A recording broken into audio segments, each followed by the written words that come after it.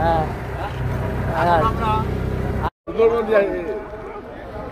সুন্দরবনে এলাম।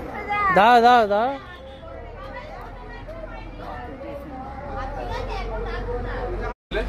সবাইকে বলছি ঠিক 6:30টার সময় কিন্তু সবাইকে ভোটে আসতে হবে।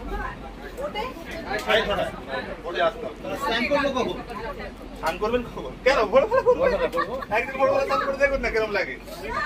গরম জল, হ্যাঁ গরম জল তো অবশ্যই থাকে। সেখান থেকে আমরা সজনেখালি, সুকুমারখালি, তোবাকি এবং ঝড়খালি করে ব্যাক করতে করতে